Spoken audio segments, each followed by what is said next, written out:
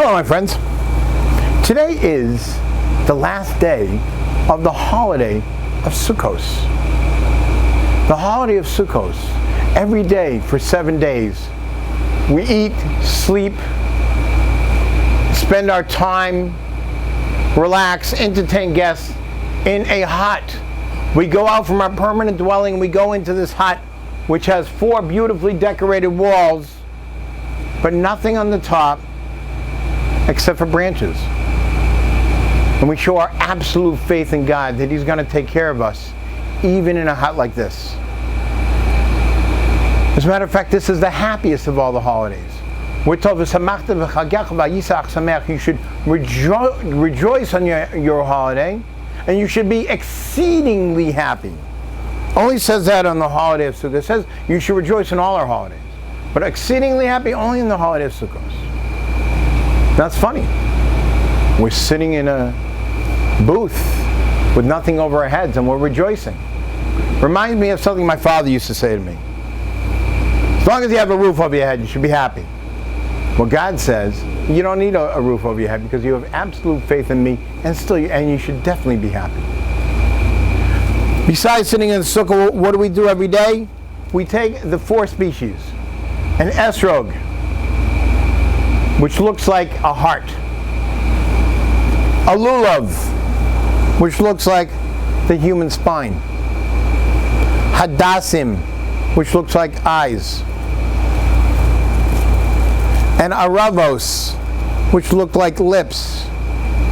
And we put them together and we wave them in all 4 directions, up and down. We're crowning God, a continuation of the whole season of Rosh Hashanah Yom Kippur. We're crowning God as King of the universe in every direction. We're dedicating ourselves to God using our symbolism of our entire body and moving it in all directions to show with my whole body, with everything I am, my heart, my spine, my eyes, my lips, I'm dedicating myself this year to my service to God. And I'm sitting out in a sukkah showing my absolute faith. But it's interesting. I mentioned before that today's the last day. We put these things away. We're not going to use the lulav, the esrog, the hadas, and the aravos tomorrow, which is called Shmini Atzeres, and the next day called Simchas Torah. We're not going to use them. Matter of fact, the Torah says we shouldn't even be sitting in a sukkah tomorrow. We do that as custom outside of Israel. What do? We have no more tools to rejoice with God. We don't have our 4 species. We don't have our sukkah. All we have is us and God. What do we do?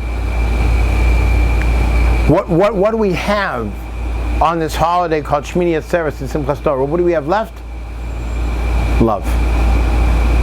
Matter of fact, it's interesting to note that in the time of the temple, there was a tremendous amount of sacrifices brought during this week.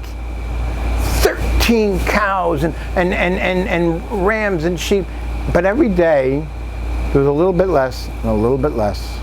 And then when you got to Shmini Atzeres, there was only 1 cow, 1 ram, and still the 14 sheep. So you see, the whole week we're praying for the whole world, not just the Jewish people. So those cows represent all the nations of the world. And then on the last day, it's about us. The Talmud gives an example. It says that somebody comes home to their parents after being away for a long time. And the parents make a huge party, their children are back, and everybody's coming, and everybody's celebrating. And then, the last day of the party, everybody goes home. But the parents feel bad. I didn't get any private time. The party's over, but I didn't get any private time. Just you and me. Do me a favor. Stay one more day. I'll put up a pot of chicken soup and we'll just celebrate just us. Just us. Pure love. We don't need the tools. It's pure love. We had this whole week of Sukkos, celebrating in time in the temple, bringing sacrifices for the entire world, and celebrating with the lulav and the yesrog and the sukkah. And now God says it's almost over. He says, Kosh alai predaschem. Your separation is very hard for me.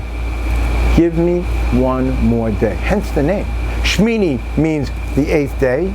Atzeres means stop. Just stop. Don't go yet. No big fanfare. No tools. Celebrate the love between us and God. That's what Shmini Atzeres is all about. And that's what Simchas Torah is all about. On that last day, we mark the end of our cycle of reading the Torah and the beginning of the new cycle. We finish reading and learning the last parsha in the Torah, Bezos HaBracha, and on the same day, the day of Simchas Torah, we start anew, and we start gracious. Why? Love. It's all about love. So I wish you all a Chag Sameach, a happy holiday, and a holiday where you feel God's love and you return that love to Him.